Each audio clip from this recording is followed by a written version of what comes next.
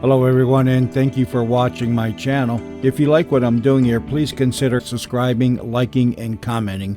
It would really help the channel out quite a bit. Thank you very much. Welcome to Graveyard Walking. I am your host, Randy. Walk with me as we visit the lives of those who lived among us or before us, but left this earth with a story still yet to be told.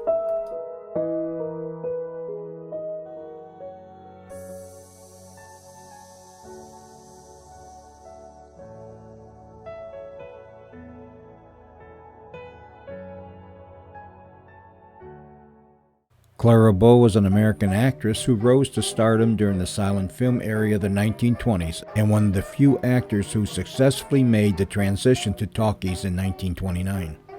Her appearance as a plucky shop girl in the film It brought her global fame and the nickname The It Girl.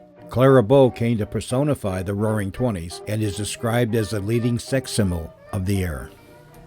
In July of 1923, Clara Bow left New York City, leaving behind her father and a boyfriend, headed for Hollywood, California. Just a month later, in August of 1923, she signed with Preferred Pictures, becoming one of their preferred stock actors. Clara Bow appeared in 8 releases in 1924. 2 were released the same day.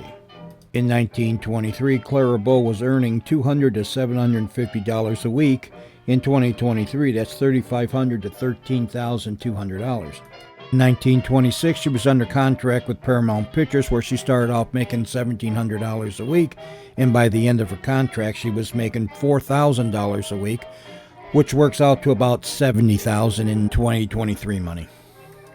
Who is that? That's Sonny Delane. Oh, yes.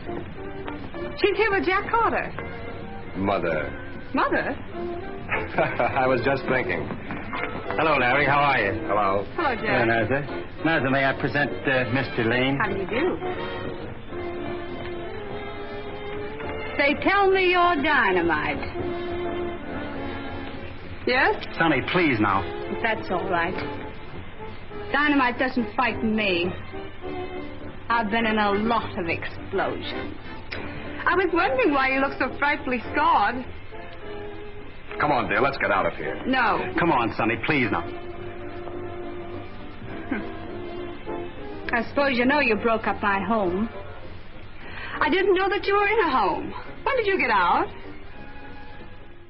Clara Bow's last public performance came in 1947 on the radio show Truth or Consequences. She eventually began showing symptoms of psychiatric illness. She became socially withdrawn, and although she refused to socialize with her husband, she also refused to let him leave the house alone. In 1944, when her husband was running for lieutenant governor, Clara Bow tried to take her own life. She wrote a note in where she stated she preferred death to public life. In 1949, she checked herself into the Institute of Living to be treated for her chronic insomnia and abdominal pains. She received shock treatments and had other psychological tests performed.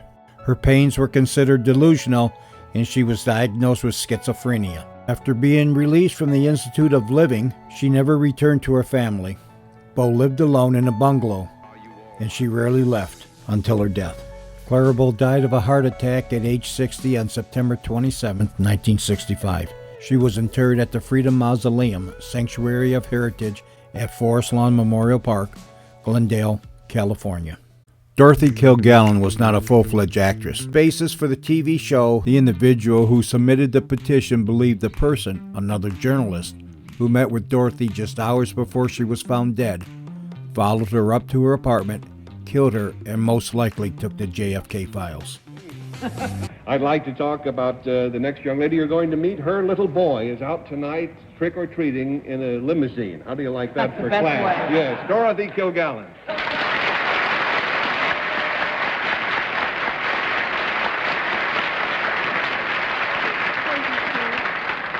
And on my left, a man who is both tricky and a treat, Mr. Bennett Cerf. 3 down and 7 to go, Miss Kilgallen.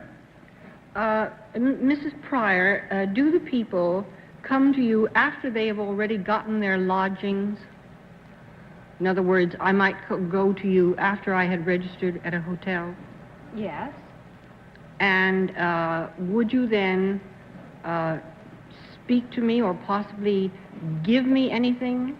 Let me. Dorothy left behind 3 children.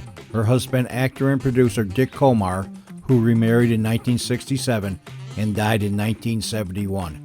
Official reports are that he fell and broke his shoulder a few days before his death and died in his sleep. There is also some speculation he may have committed suicide. Old-time radio fans will recognize the name Richard Komar from his portrayal of Boston Blackie on radio from 1945 to 1950.